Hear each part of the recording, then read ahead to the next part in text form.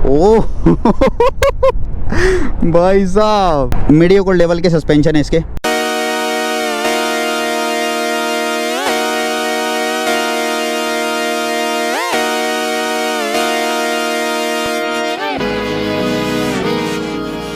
Hello heavy riders, welcome back to the channel. आज मैं तुम लोगों के सामने लेके आया हूँ पहली बार एक इलेक्ट्रिक स्कूटर हमारे चैनल पे आया है, और आज हम इस इलेक्ट्रिक स्कूटर के बारे में सारे फीचर्स जानने वाले हैं। इसके प्रोज एंड कॉन्स डिस्कस करेंगे, और ये क्यों अपने कंपटीशन से बेटर है और क्यों अपने कंपटीशन से बेकार है। और इस स्कूटर की सारी स्पेसिफिकेशन डिस्कस करने के बाद हम लोग इसका एक राइड रिव्यू करने वाले हैं, और एट द एंड हम लोग जानेंगे कि क्या आपको ये स्कूटर परचेज करना चाहिए इन 2024 या आपको कोई दूसरे ऑप्शंस की तरफ जाना चाहिए। तो वो सारी चीजें आज हम डिस्कस करने वाले हैं। इस स्कूटर के हम लोगों को 4 वेरिएंट देखने के लिए मिलते हैं। जो इसका बेस वेरिएंट है वो 2.2 किलोवाट में आता है, ये इसका 3.4 किलोवाट का वेरिएंट है, और एक इसका वेरिएंट आता है 5.1 किलोवाट का। तो इसका जो बेस वेरिएंट का प्राइस है, जो 2.2 किलोवाट का स्कूटर है, उसका प्राइस है 1,13,000। 3.4 किलोवाट में 2 वेरिएंट आते हैं हमारे, एक 3.4 किलोवाट बेस वेरिएंट है और एक हमारा स्टैंडर्ड वेरिएंट है। इसका बेस वेरिएंट का प्राइस है वो है 1,55,000, और जो हमारा इसका स्टैंडर्ड वेरिएंट है उसका प्राइस है 1,65,000। उसमें आपको 2 चेंजेस देखने के लिए मिल जाएंगे। एक तो जो उसकी विंडशील्ड है वो काफी बड़ी है, और एक जो उसकी डिस्प्ले है वो काफी बड़ी है। इसमें जो आपको डिस्प्ले मिलती है, जो इसका बेस वेरिएंट है वो मिलती है आपको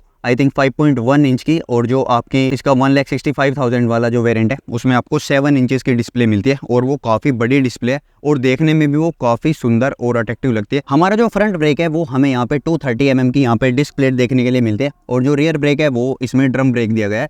इसके जो एलॉय व्हील्स हैं यहाँ पे डायमंड कट एलॉय व्हील्स हमें देखने के लिए मिलते हैं, जो कि देखने में काफी ज्यादा अट्रैक्टिव लगता है। स्कूटर में हमें फ्रंट एंड रियर में जो इसका व्हील बेस है वो हमारा 12 इंच के यहाँ पे हमें व्हील दिए गए हैं, और जो इसके टायर्स हैं वो ट्यूबलेस टायर्स हैं भाई, जो कि काफी बढ़िया बात है। इसके अलावा यहाँ पे हमें 90/90 का जो टायर है वो दिया गया है। यहाँ पे हमें इसमें स्टैंडर्ड टीवीएस के टायर देखने के लिए मिलता है, खुद के बनाए हुए इसमें टीवीएस के डिस्क ब्रेक्स हैं, क्योंकि इस पे कोई भी बैजिंग नहीं दी गई है। स्कूटर का जो फ्रंट है वो काफी ज्यादा फ्यूचरिस्टिक है। अदरवाइज जो स्कूटर का डिजाइन है वो थोड़ा रेट्रो लुक देता है। जो थोड़े मैच्योर्ड पर्सन है उन्हें ये काफी ज्यादा पसंद आने वाला है। अदरवाइज जो थोड़ी जेनजी जनरेशन है उन्हें थोड़ा मतलब जो ओला वाला जो लुक है, जो थोड़ा फ्यूचरिस्टिक सल और ज्यादा फ्यूचरिस्टिक है, वो थोड़ा ज्यादा पसंद आता है बजाय इसके। बट जो हमारे थोड़े एजेड पर्सन है उन्हें काफी पसंद आने वाला है। अभी यहाँ पे आप देख सकते हो इसकी जो लाइट्स हैं वो काफी बड़ी दी गई है। ये जो इसकी लाइट है ये हमेशा ऑन रहती है, और ये जो इसकी लाइट है यहाँ पे आप हाई बीम लो बीम कर सकते हो। अगर मैं यहाँ से चेंज करता हूँ तो आई थिंक आप देख पा रहे होंगे, तो जो इसकी हाई बीम और लो बीम है वो चेंज हो रही है। अदरवाइज जो स्टैंडर्ड लाइट है वो यहाँ पे भी हमेशा ऑन ही रहती है। काफी वाइड यहाँ पे इसका फ्रंट दिया गया है, और स्कूटर्स की तरह नहीं है, काफी नैरो इसका लुक नहीं है,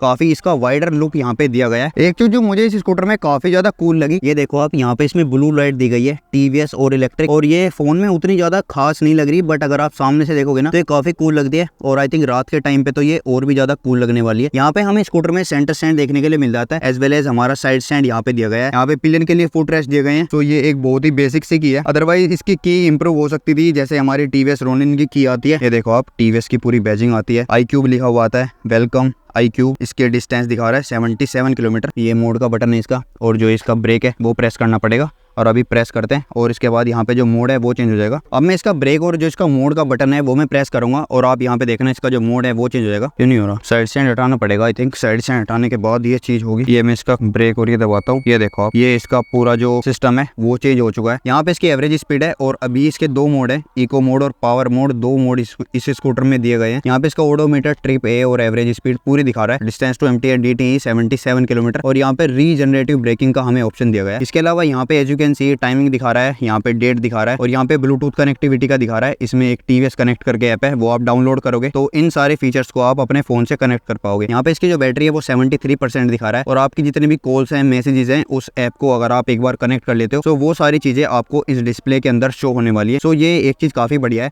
इसके अलावा स्कूटर में हमें यहाँ पे हैजार्ड लाइट्स दी गई है। अभी जैसे मैं इसे प्रेस करता हूँ, हैजार्ड लाइट्स हमारी ऑन हो चुकी हैं। यहाँ पे हमारा मोड का बटन है, अभी मैंने आपको दिखाया कि जो मोड्स हैं, अभी देखो आप, जैसे ही मैं मोड को प्रेस करता हूँ सो ये इको और ये पावर मोड में मैं इस बटन से स्विच कर सकता हूँ। इसके अलावा इस स्कूटर में हमें यहाँ पे पार्किंग मोड मिल जाता है, तो यहाँ पे ये पी का बटन दिया हुआ है। अगर मैं इसे और जो ब्रेक्स हैं उन्हें अप्लाई करता हूँ फिर से, तो ये as you can see forward और रिवर्स का यहाँ पे दोनों ऑप्शन दिए गए हैं। सो अगर मैं यहाँ पे इसे फिर से ब्रेक करता हूँ सो ये रिवर्स मोड में आ गया, और ये 10 की स्पीड तक अब चल सकता है। अभी जैसे मैं रेस दे रहा हूँ सी, तो स्कूटर जो है हमारा पीछे की तरफ अपने आप से जा रहा है, और ये अब देख सकते हो जो पार्किंग का इंडिकेटर है वो भी यहाँ पे ऑन है। यहाँ पे जैसे ही आप जो इसका स्टैंड है वो लगाते हो सो एकदम से जो आपका इंस्ट्रूमेंट क्लस्टर है वो बंद हो जाता है। सो ये भी एक काफ़ी बढ़िया फीचर है कि इसमें जो साइड स्टैंड कटआउट सेंसर है वो इसमें दिया गया है। साइड स्टैंड की जो इंपॉर्टेंस है भाई वो कंपनियां धीरे धीरे समझने स्टार्ट कर चुकी है, क्योंकि बहुत लोग थे जो इसकी वजह से एक्सीडेंट में काफ़ी ज़्यादा फंसते थे। यहाँ पे जो स्कूटर के मिरर्स हैं वो हम देख लेते हैं। इनकी क्वालिटी यार उतनी बढ़िया नहीं है, अगर मैं आपको टू बी ऑनेस्ट बताऊं तो ये काफ़ी लूज है। अगर थोड़ी वाइब्रेशन होती है या थोड़ा गड्ढों में स्कूटी को चलाते हो सो आपको इन्हें बार बार एडजस्ट करना पड़ सकता है। ये उतने टाइट नहीं है, जो थोड़ी सी मुझे क्वालिटी वाइज बढ़िया नहीं लगी। सो ये आप डिग्गी देख सकते हो भाई, कितनी बड़ी डिग्गी है इसकी। इसमें तो आपको इतना ज़्यादा सामान आ जाएगा, बहुत ज़्यादा। पूरा हेलमेट इसमें आ जाएगा और आपका स्कूल बैग भी इसमें आ जाएगा। सो यहाँ पे आप देख सकते हो जो फ़ोन का चार्जिंग पोर्ट है वो इसकी जो डिग्गी है इसके स्पेस के अंदर दिया गया है, तो आप अपना फ़ोन अंदर रख सकते हो जब आप उसे चार्ज कर रहे हो। तो यहाँ पे स्कूटर का चार्जिंग पोर्ट दिया गया है। सो गाइस अब चलते हैं और करते हैं हम अपनी TVS iQube को राइड और देखते हैं इसका जो राइडिंग रिव्यू है वो कैसा रहने वाला है। अब इसकी 88% बैटरी है और जो इसके डिस्टेंस दिखा रहा है 93 kilometre as you can see. और यहाँ से हमें इसका ब्रेक दबाना पड़ेगा और जो इसका मोड का बटन है वो काफ़ी टाइम तक प्रेस करके रखना पड़ता है, अराउंड 2-3 सेकेंड्स। उसके बाद ये पूरा कंसोल आ जाता है। ओके, पिकअप काफ़ी शानदार है यार। ओह भाई साहब मस्त पिकअप, बड़ा ज़बरदस्त है भाई सीरियसली। ये देखो तुम 50। बट लेकिन एक बात है, जो इसका पिकअप है वो एक थोड़ी रेंज तक ही काफ़ी शानदार रहता है। उसके बाद जैसे जैसे आप टॉप स्पीड की तरफ जाओगे तो अराउंड यही मान लो आपकी 80-85 के आसपास हाईवे पे ये आपको जो टॉप स्पीड है वो देने वाली है। अदरवाइज़ तो अगर आप मतलब नॉर्मल जो अगर इसे आप इको मोड में चलाते हो सो ये आपको जो टॉप स्पीड देगी वो अराउंड 70 के आसपास देगी। बट इसका जो एक्सेलरेशन है सारी इलेक्ट्रिक की तरह वो काफ़ी शानदार है। यहाँ पे जो इसका इंस्ट्रूमेंट क्लस्टर है उसमें लगभग सारी इन्फॉर्मेशन हमें मिल जाती है।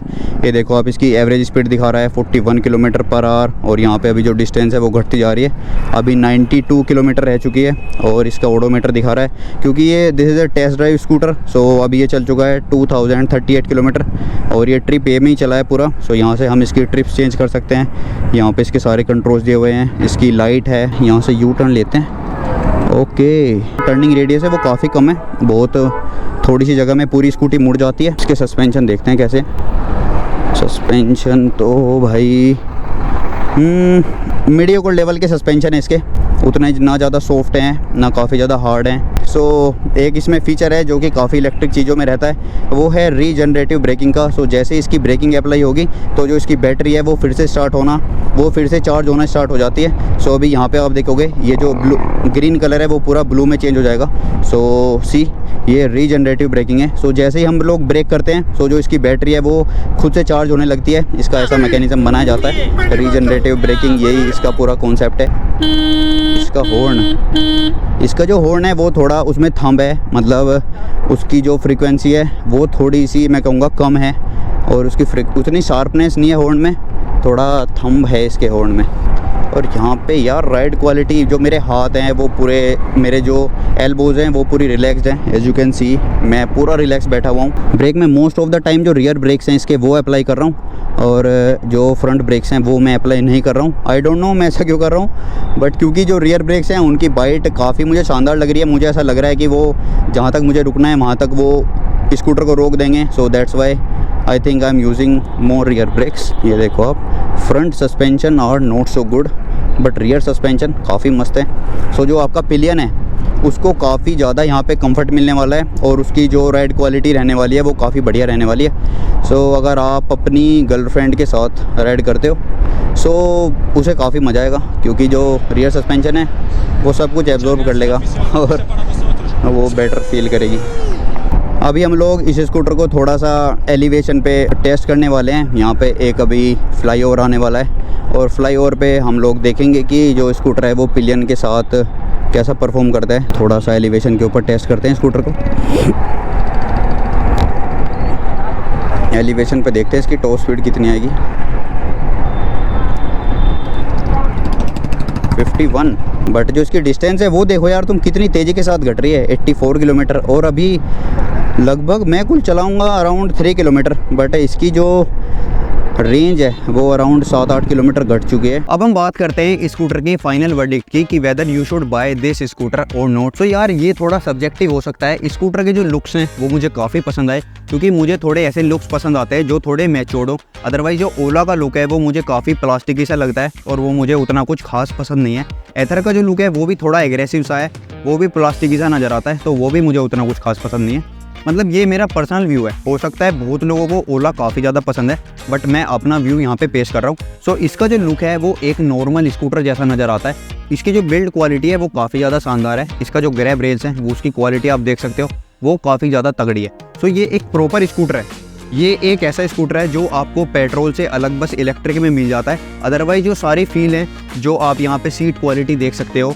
इसका जो सिटिंग इंस्टांस है वो देख सकते हो, इसकी जो फ्रंट है वो देख सकते हो, इसकी जो लाइट्स हैं वो देख सकते हो। ये आपको एक प्रॉपर स्कूटर यहाँ पर मिलने वाला है। बस ये इलेक्ट्रिक स्कूटर है। जो थोड़े मैच्योर्ड पर्सन है उन्हें ये काफ़ी पसंद आने वाला है। अदरवाइज जो थोड़ी जेन जी जनरेशन है, हो सकता है उन्हें जो इसका लुक है वो पसंद ना आए, बट इसकी जो परफॉर्मेंस है वो काफ़ी बढ़िया है। इसका जो एक्सेलरेशन है वो काफ़ी शानदार है। अगर आपको इंटरेस्ट हो इलेक्ट्रिक स्कूटर्स में, सो एक बार आप राघव टीवीएस के यहाँ जा सकते हो। जो राघव टीवीएस उनका शोरूम है, वहीं से ये मैंने स्कूटर लिया है और थैंक्स टू राघव टीवीएस उन्होंने मुझे स्कूटर प्रोवाइड करा है रिव्यू करने के लिए, और ये काफ़ी बेहतरीन स्कूटर है। थोड़ा सा यार गैप हो गया था वीडियोस आने में, क्योंकि मतलब थोड़ी सी चीज़ें मैं शॉर्ट आउट कर रहा था। अगर आपको फुल अपडेट्स चाहिए तो आप मेरे इंस्टाग्राम पे मुझे फॉलो कर सकते हो। तो thank you guys for watching this video. मिलते हैं अगली वीडियो में, तब तक के लिए टेक केयर, गुड बाय और राइड रेस्पॉन्सिबली।